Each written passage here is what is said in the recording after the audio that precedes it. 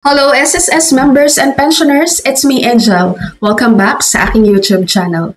Sasagutin natin tong comment ni Ma'am Leona. Sabi niya, Ma'am, tanong ko lang po, need po bang ipakita ang lahat ng resibo ng hulog sa SSS if mag-file ka na ng pensyon? At paano po kung nawala ang ibang resibo? Hindi po ba ma-approve kung mag-file ng pensyon? Thank you.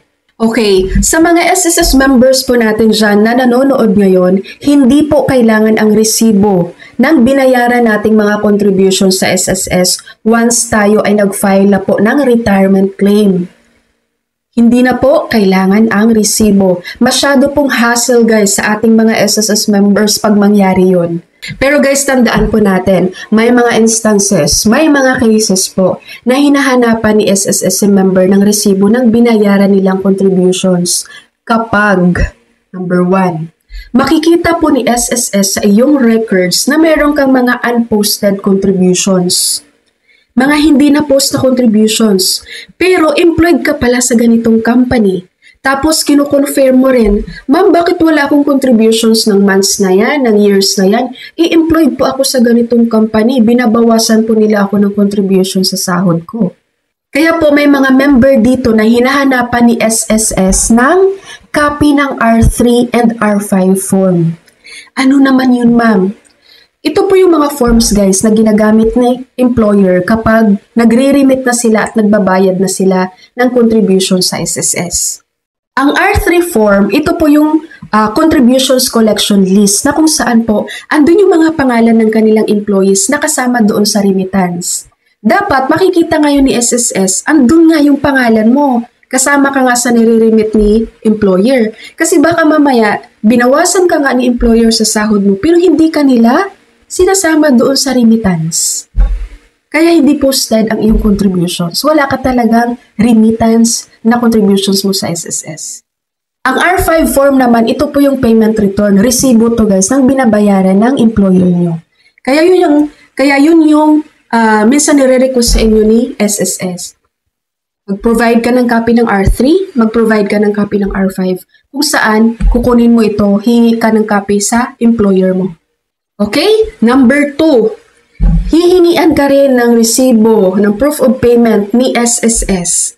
Kapag po, once na mag-claim ka ng retirement, sasabihin mo, Ma'am, bakit kulang po ako ng 10 months? Alam ko po, naka 120 months na po ako eh. Sa records mo sa SSS, hindi ka pa umabot ng 120 months. So ngayon, show your payment, show your proof of payment. Diba doon sa mga buwan na wala naman talagang contributions? Usually, yung mga ganito nangyayari sa mga voluntary, sa self-employed, sa mga OFW na nagbabayad po through bank. Tapos, after ng payment, hindi na nila chine-check sa kanilang SSS online account kung posted ba.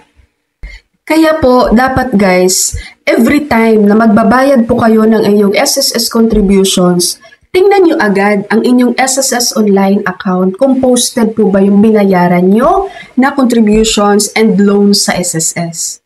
Maraming mga case dito yung mga nagbabayad sa bank, tapos hindi pala posted, no? May problema pala yun. So hindi agad nila nababalikan yung sa bangko.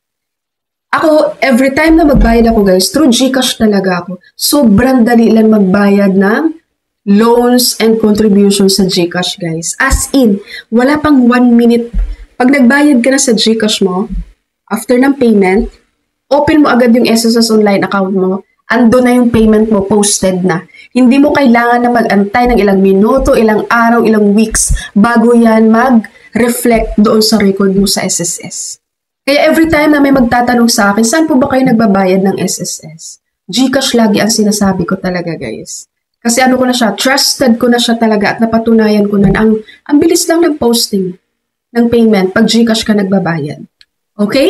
Kaya sa ating mga SSS member dyan, wag na kayong magtamad-tamaran guys. Umpisahan nyo nang gumawa ng SSS online account kapag wala kayo niyan.